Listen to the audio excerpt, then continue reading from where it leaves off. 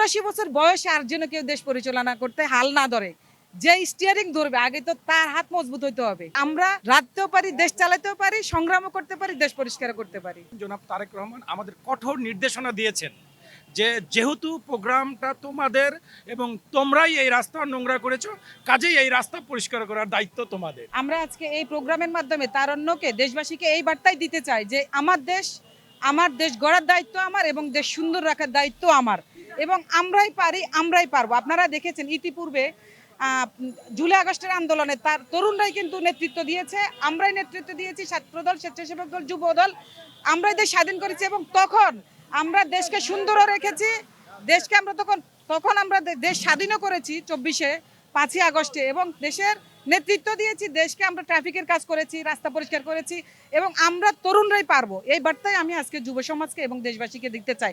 আমরা দেশ পরিচালনা করতে পারবো এবং আমরা দেশকে সুন্দর রাখতে পারবো। আমরা তারেক রহমানের 31 দফা ইতিপূর্বে আপনি দেখেছেন, সেখানে তারেক রহমান নারী অগ্রগতি নিয়ে 24 নম্বর আমাদের যে 31 দফা 24 নম্বর দফায় তার মেয়েদেরকে কর্মঠ কিভাবে করা যায়, কিভাবে কাজের মাধ্যমে আউটপুট করা যায় এবং দেশে কিভাবে আমাদের জিডিপি বাড়ানো যায় সেই ব্যাপারে কথা বলেছেন। এবং 23 নম্বর ধারায় উনি বলেছেন যুব সমাজকে কিভাবে কাজে লাগানো যায়, তারই একটা বার্তা এখানে তারেক রহমানের নির্দেশে কিন্তু আজকে আমরা দেশ পরিষ্কার করছি, সমাবেশস্থল পরিষ্কার করছি। এবং আপনারা দেখেছেন ইতিপূর্বে আমরা সারা বাংলাদেশে তারণ্যে সমাবেশ করে আমরা মতামত নিয়েছি এবং এই শিক্ষাগুলোই জাতিকে দিয়েছি যে আমরা রাখতেও পারি, দেশ চালাতেও পারি, সংগ্রামও করতে পারি, দেশ পরিষ্কার করতে পারি। আমাদের আজকের অনুষ্ঠানের মূল প্রতিবাদে ইতিমধ্যে আমাদের দেশনায়ক তারেক রহমান বলেছেন, সিকিম নয়, ভুটান নয়, আমার দেশ বাংলাদেশ, অন্য কোনো দেশ নয়, সবার আগে বাংলাদেশ।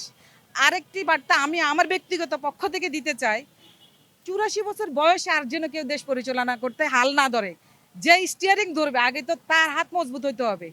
আজকে দেখছেন দেশের অর্থনীতি, সামগ্রিক অর্থনীতি, দেশ পরিচালনা ভঙ্গুর হয়ে গিয়েছে, কারণ তরুণদের হাতে নেতৃত্ব দিতে হবে এবং এটা ভোটাধিকারের মাধ্যমে আমরা প্রতিষ্ঠিত করব ইনশাআল্লাহ। আজকে ঢাকা মহানগর মিছিলের নগরীতে পরিণত হয়েছে, সমাবেশের নগরীতে পরিণত হয়েছে। সভাপতি সকাল থেকে একবারে সন্ধ্যা পর্যন্ত একটা সমাবেশে অবস্থান করলে আমাদের নেতাকর্মীরা কিছু খেতে শুকনা খাবার, এবং এটা করার ফলে দেখা যায় যে পলিথিন বা কোনো অন্য যে বর্জ্য এটা দিয়ে রাস্তা অপরিষ্কার হয়ে যায়। কিন্তু আমাদের ভারপ্রাপ্ত চেয়ারম্যান জনাব তারেক রহমান আমাদের কঠোর নির্দেশনা দিয়েছেন যে যেহেতু প্রোগ্রামটা তোমাদের এবং তোমরাই এই রাস্তা নোংরা করেছো, কাজেই এই রাস্তা পরিষ্কার করার দায়িত্ব তোমাদের। সেজন্যই আমাদের কর্মী বাহিনী, আমাদের সম্মানিত সভাপতি এস.এম. জিলানী, সাধারণ সম্পাদক রাজীব আহসান এবং অন্যান্য সিনিয়র নেতৃবৃন্দদের নেতৃত্বে আমাদের নারী এবং পুরুষ নেতারা যারা আছে তারা সবাই রাজপথে নেমেছে, রাস্তা ঝাড়ু দিচ্ছে।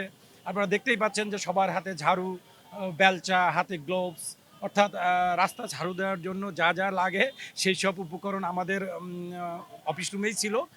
এটা শুধু আজকে না, ইতিপূর্বে আমরা যতগুলো সমাবেশ করেছি আমাদের রাস্তা আমরাই পরিষ্কার করেছি।